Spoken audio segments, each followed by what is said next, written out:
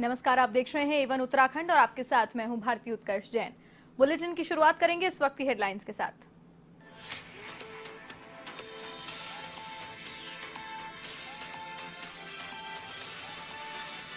रुद्रपुर में मुख्यमंत्री पुष्कर सिंह धामी का रोड शो, कार्यकर्ताओं में दिखा उत्साह, तो वहीं कृषि कानूनों का विरोध कर रहे किसानों को किया गिरफ्तार।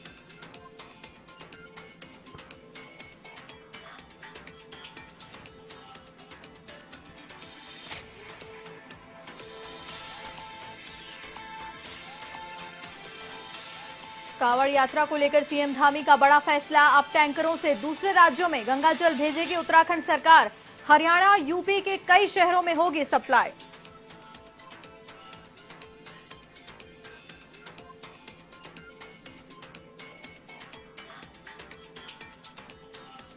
उत्तराखंड में कांग्रेस का मिशन 2022 शुरू, पूर्व मुख्यमंत्री हरीश रावत को बनाया चुनाव कमेटी का कमान। गणेश गोदयाल बने प्रदेश अध्यक्ष, तो प्रीतम सिंह को बनाया नेता प्रतिपक्ष। समर्थकों ने किया खुशी का इजहार।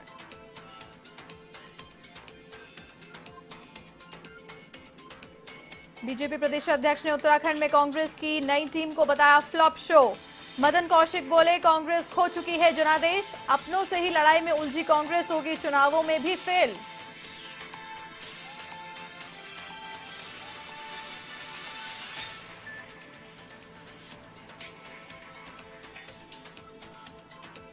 और कुंभ मेले में कोरोना जांच के नाम पर घोटाले की जांच हो सकती है, बड़े खुलासे।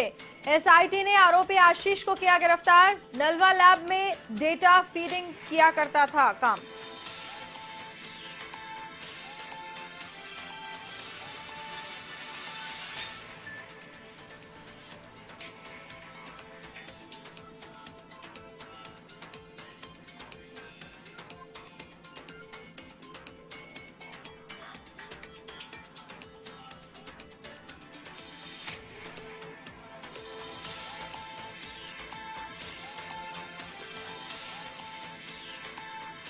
खबर देहरादून से है, जहां कांवड़ यात्रा को लेकर सीएम पुष्कर सिंह धामी का फैसला सामने आया है। उन्होंने कहा कि अब टैंकरों के माध्यम से उत्तराखंड सरकार अन्य राज्यों को गंगा जल भेजेगी। उत्तराखंड सरकार ने उत्तर प्रदेश के सहारनपुर, मुजफ्फरनगर, बिजनौर, मेरठ, हरियाणा के यमुनानगर, करनाल के लिए टैंकरों के माध्यम से गंगा जल उपलब्ध कराने के निर्देश दिए हैं। साथ ही डीएम हरिद्वार आर रविशंकर ने यूपी और हरियाणा के संबंधित जिलों के डीएम और उपायुक्त को सूचित कर दिया है।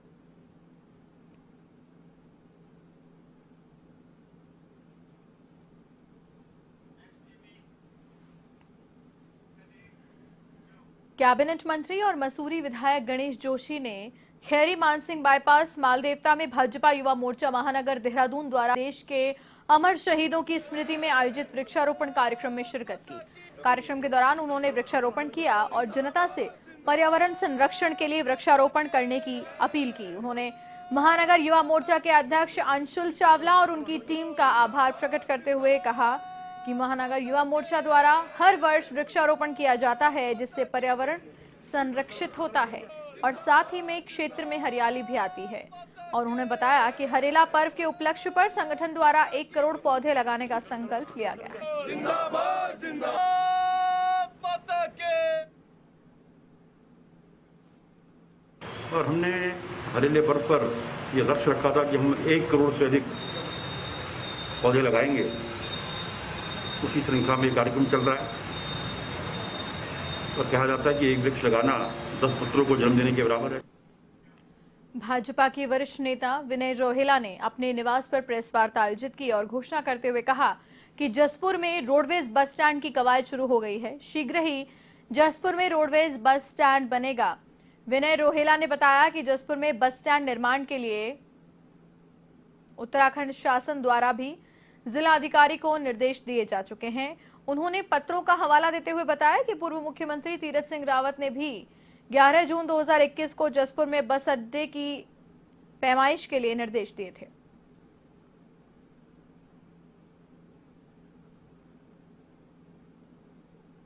ग्राम सभा की जमीन में पट्टों की जो भूमि थी उसको निरस्त करते हुए कराया जा रहा था। जब राज्यपाल जी की अधिसूचना जारी हो गई तो उस अधिसूचना के बाद जो व्यक्तियों द्वारा एक माननीय उच्च न्यायालय के अंदर रिट योजित की गई थी और एक जो है निगरानी संख्या जिलाधिकारी के आदेश की निगरानी संख्या कमिश्नर कमाऊं मंडल के अंतर्गत लगाई।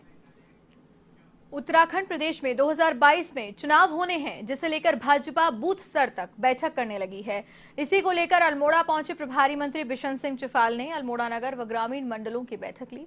इस दौरान उन्होंने कांग्रेस की नई कार्यकारिणी को लेकर चुटकी लेते हुए कहा कि कांग्रेस में हरीश रावत कोई नया चेहरा नहीं है। 2017 में भी हरीश रावत ही थे, आज भी आए हैं, तो उसका क्या प्रभाव पड़ेगा। उन्होंने कहा कि भाजपा एक संवैधानिक पार्टी है, जबकि कांग्रेस का नेताओं का अपना संविधान है। हरीश राव कोई नया चेहरा थोड़ी है, पुराना चेहरा होगा। हरीश राव जी को हम अच्छी तरह जानते, ठीक है, उनका पार्टी का अपना है। कोई एक की जगह 5 बना 10 बना दिया अध्यक्ष है, मैं उससे क्या है। उनको तो अपनी पार्टी, हमारा जो संगठन है, हमारा संवैधानिक से व्यवस्था हमारी पार्टी में अपना संविधान है, हम संविधान के हिसाब से हमारा संगठन आगे चलता है। उनका तो कोई मंत्रणा और मैराथन बैठकों के बाद आखिरकार कांग्रेस आलाकमान ने 2022 के विधानसभा चुनाव अभियान के लिए अपनी सेना का ऐलान कर दिया है। प्रदेश की सत्ता में वापसी का ख्वाब देख रही कांग्रेस ने किसी एक खेमे को तरजीह देने के बजाय सबको साथ लेने और खुश करने की कोशिश की है। खेमों के साथ ही क्षेत्रीय और जातीय समीकरणों को साधने के लिए उसने पंजाब कांग्रेस के एक प्रदेश अध्यक्ष और 4 कार्यकारी अध्यक्ष बनाने के फॉर्मूले को उत्तराखंड में लागू किया। खांटी राजनेता व उत्तराखंड के पूर्व मुख्यमंत्री हरीश रावत को चुनाव कमेटी की कमान सौंपकर पार्टी ने भविष्य की संभावनाओं की ओर भी इशारा किया है। इसके अलावा प्रदेश कांग्रेस अध्यक्ष के पद पर गणेश गोदियाल और उत्तराखंड में नेता प्रतिपक्ष के तौर पर प्रीतम सिंह के नाम की भी घोषणा की, जबकि आर्येंद्र शर्मा को कोषाध्यक्ष बनाया गया है। इसके अलावा कार्यकारी अध्यक्ष, नेता विधायक दल, सह अध्यक्ष, संयोजक चुनाव कमेटी और कोषाध्यक्ष को तत्काल प्रभाव से नियुक्त कर दिया है।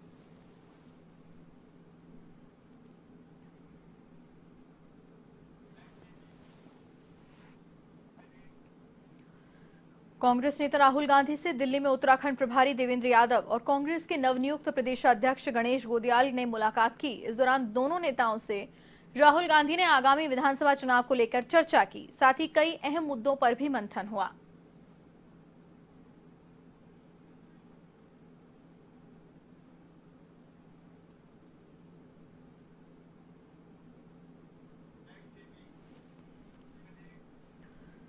कांग्रेस पार्टी उत्तराखंड में सामूहिक नेतृत्व में 2022 का चुनाव लड़ेगी। पार्टी के पूर्व अध्यक्ष और नेता प्रतिपक्ष बने प्रीतम सिंह ने कहा कि कांग्रेस में प्रदेश अध्यक्ष गणेश गोदियाल को बनाया गया है, तो वहीं चुनाव प्रचार समिति की कमान हरीश रावत को दी गई है।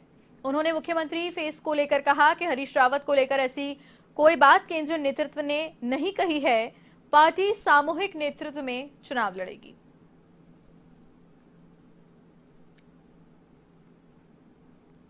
कांग्रेस की राष्ट्रीय नेतृत्व ने सुस्पष्ट किया है कि सामूहिक नेतृत्व में उत्तराखंड राज्य के अंदर चुनाव लड़ा। थराली विधानसभा से कांग्रेस के पूर्व विधायक डॉक्टर जीतराम को प्रदेश कांग्रेस कमेटी में नई जिम्मेदारी मिलने पर उन्होंने उत्तराखंड प्रभारी और पूर्व मुख्यमंत्री हरीश रावत का आभार व्यक्त किया है।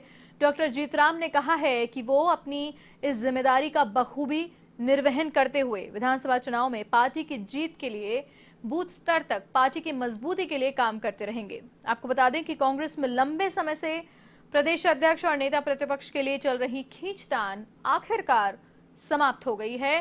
पार्टी ने नेता प्रतिपक्ष प्रीतम सिंह और उत्तराखंड कांग्रेस का प्रदेश अध्यक्ष गणेश गोदियाल को बनाया है, जबकि चुनाव संचालन की अहम जिम्मेदारी पूर्व मुख्यमंत्री हरीश रावत को सौंपी गई है।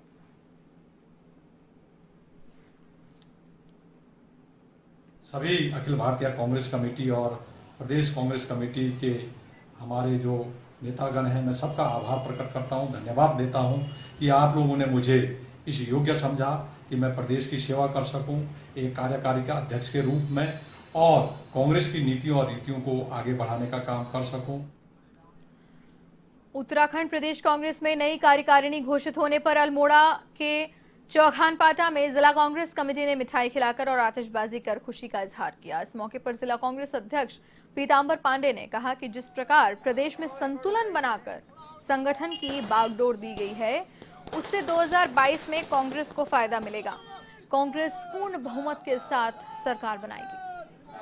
रिकॉर्ड होता है चीजें। पदाधिकारी विभिन्न स्थानों पर जिनकी नियुक्ति की गई है उन सबको बधाई देते हैं और अल्मोड़ा कांग्रेस राष्ट्रीय नेतृत्व को बहुत बहुत आभार व्यक्त करता है कि उन्हें पूरे प्रदेश में एकजुटता का परिचय देने के लिए इन सबकी तैनाती की है, सबको स्थान दिया गया है और सबको जिम्मेदारी दी गई है। हमें भरोसा है कि आगामी 2022 एकजुट होकर के पूरी कांग्रेस उत्तराखंड में अपना परचम लहराएगी। एक तरफ जहां कांग्रेस ने अपनी नई टीम घोषित कर दी है और आगामी 2022 के विधानसभा चुनाव को लेकर रूपरेखा तैयार कर दी है, वहीं उत्तराखंड बीजेपी प्रदेश अध्यक्ष ने कांग्रेस की इस नई टीम को फ्लॉप टीम करार दिया। मीडिया से बातचीत में मदन कौशिक ने कहा कि लोकतंत्र में जिस तरह का जनादेश मिलता है, उस जनादेश के अनुसार जनता में विश्वास पैदा करना होता है। पिछले 4.5 सालों में कांग्रेस ने उस विश्वास को खोया है। बतौर विपक्ष कांग्रेस में आपसी कलह, आपसी लड़ाई और आपसी झगड़े ही जनता ने अब तक देखे हैं। पिछले सालों में जहां देश और दुनिया कोरोना से लड़ रही थी, वहीं उत्तराखंड में कांग्रेस आपस में लड़ रही थी।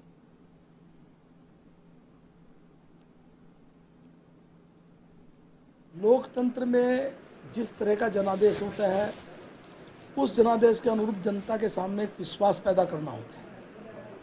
पिछले 4.5 साल में कांग्रेस ने उस विश्वास को खोया है। विपक्ष के तौर पर केवल आपसी कलह, आपसी लड़ाई, आपसी झगड़े ये जनता ने देखा है। पिछले 4 साल में ऐसी परिस्थिति दुनिया और देश के सामने है जहां कोरोना को लेकर पूरी दुनिया में एक प्रकार की चुनौती खड़ी हुई। उत्तराखंड छोटा राज्य है, यहाँ हम कोरोना से लड़ाई लड़ रहे थे, ये लोग जनता के साथ लड़ रहे थे। 4.5 साल में विपक्ष के तौर पर इन्होंने जनहित के मुद्दों को प्राथमिकता में लिया हो, ऐसा जनता ने।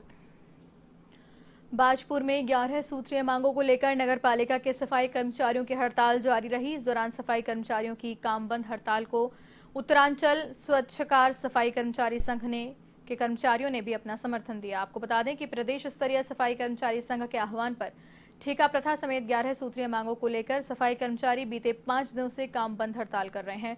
इसके चलते बाजपुर नगर पालिका में भी कर्मचारियों ने धरना प्रदर्शन किया और प्रदेश सरकार के खिलाफ जमकर नारेबाजी की।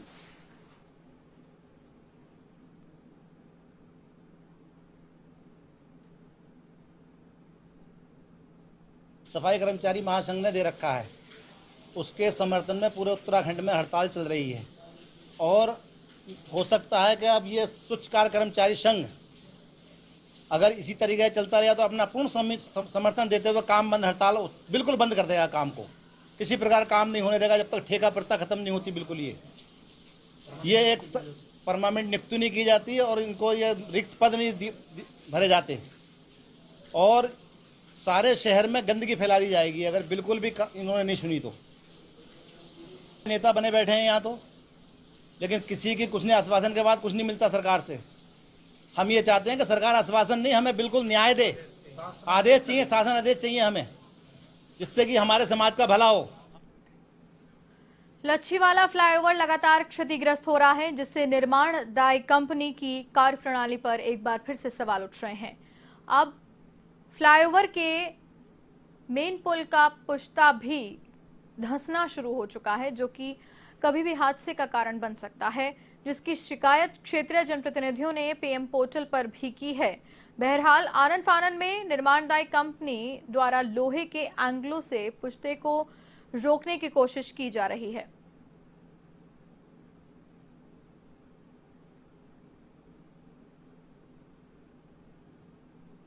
का एक हिस्सा धराशायी होकर नीचे गिर गया।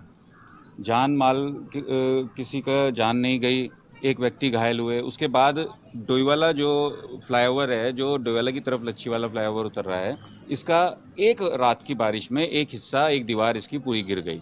हम लोगों के द्वारा कई आंदोलन किए गए, डोईवाला तहसील पे भी आंदोलन किया गया और सरकार से मांग की गई कि इसको ठीक किया जाए, दुरुस्त किया जाए। एक तो फ्लाईओवर का हिस्सा जो लच्छीवाला की तरफ लच्छीवाला से डोईवाला की तरफ जा रहा है। दूसरा, आप हमारे पीछे देख सकते हैं, ये जो हिस्सा है ये मुख्य राष्ट्रीय राजमार्ग पर है जो देहरादून से हरिद्वार को जोड़ता है। इस फ्लाईओवर का एक हिस्सा नीचे बैठ गया और आप देख सकते हैं कैसे इन्होंने गाटर है। कोरोना की तीसरी लहर की आशंका के मद्देनजर बच्चों के लिए विशेष चेतावनी दी गई है। ऐसे में उत्तराखंड के अल्मोड़ा में स्वास्थ्य विभाग तीसरी लहर की आशंका के चलते आवश्यक तैयारियों में जुट गया है। जिला चिकित्सा अधिकारी साबित ह्याकी ने बताया कि चिकित्सकों को ट्रेनिंग देने के साथ साथ बेस अस्पताल और रानीखेत अस्पताल में बच्चों के वार्ड तैयार किए गए हैं।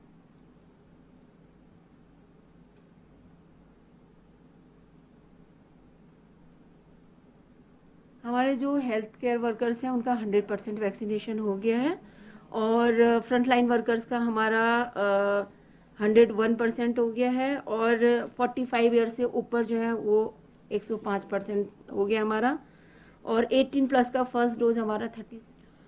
उत्तराखंड के रुद्रपुर में मुख्यमंत्री पुष्कर सिंह धामी का विरोध करने जा रहे भारतीय किसान यूनियन के नेताओं को पुलिस ने गिरफ्तार कर लिया। ये सभी किसान नेता तीनों बिल वापस लेने की मांग कर रहे थे। किसान नेताओं का कहना है कि भाजपा के किसी भी विधायक, मंत्री या फिर जनप्रतिनिधि का वे विरोध करेंगे। इस दौरान सभी किसान नेताओं को गदरपुर थाने ले जाया गया।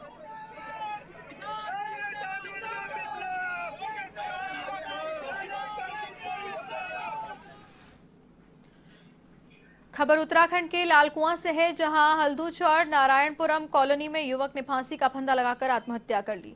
पुलिस के मुताबिक मृतक की पत्नी सितारगंज सीओ कार्यालय में सिपाही के पद पर तैनात है, तो वहीं शव 2 से 3 दिन पुराना बताया जा रहा है। फिलहाल पुलिस आत्महत्या के कारणों का पता लगाने में जुटी हुई है।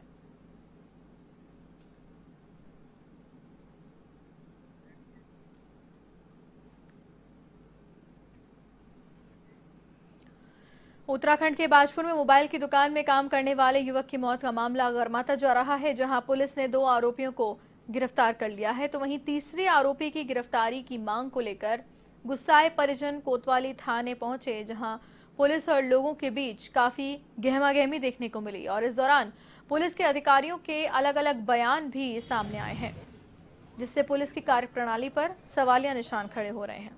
फिलहाल तीसरे आरोपी की तलाश जारी है।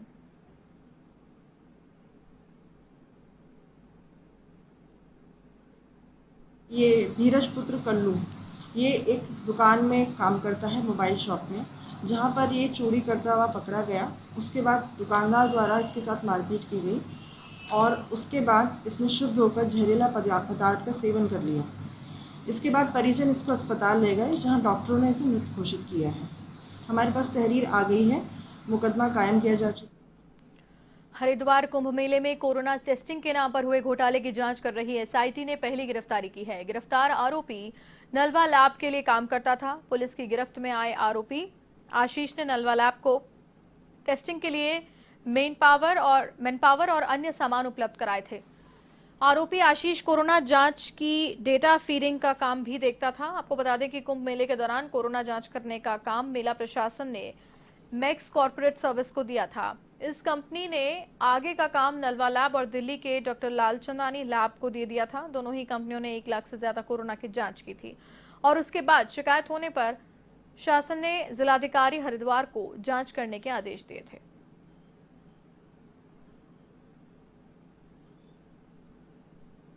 ये जो कोविड में जो रैपिड एंटीजन टेस्ट में जो फर्जीवाड़ा का संबंध में हमारा नहर कोतवाली में जो मुकदमा कायम हुआ था, उसका इन्वेस्टिगेशन एक एसआईटी द्वारा किया जा रहा है। उसमें जो है हमने धारा 467 आईपीसी को भी बढ़ोतरी किया है और इसमें आज एक अभियुक्त जो आशीष वशिष्ठ है उनको हमने गिरफ्तार किया है। इनका भूमिका जो है ये मैक्स नालवा लैब्स इन दोनों के बीच में एक मीडिएटर टाइप का बनकर जो है इन्होंने सारे काम इन दोनों को ओर से जो है हरिद्वार में रहते हुए इसका सैंपल कलेक्शन का डेटा हुकअप करना, उसका एंट्री करना और सारे काम इनका द्वारा किया गया। उत्तराखंड के रुद्रप्रयाग में मूसलाधार बारिश से हालात अस्त व्यस्त हैं। ग्रामीण क्षेत्रों को जोड़ने वाले अधिकांश मोटर मार्ग बारिश और भूस्खलन से बंद हो गए हैं। ग्रामीण क्षेत्रों के बाजारों में जलभराव की स्थिति पैदा हो रही है और इस बीच जखोली के केंद्र बिंदु कहे जाने वाले दर्जनों गांव के बाजारों पर भी बारिश का असर देखा जा रहा है। बद्रीनाथ और केदारनाथ हाईवे पर आवाजाही प्रभावित हो रही है, तो वहीं लगातार हो रही बारिश से जिले की 14 ब्रांच सड़कें बंद पड़ी हैं और लोगों को खासी मुश्किलात का सामना करना पड़ रहा है।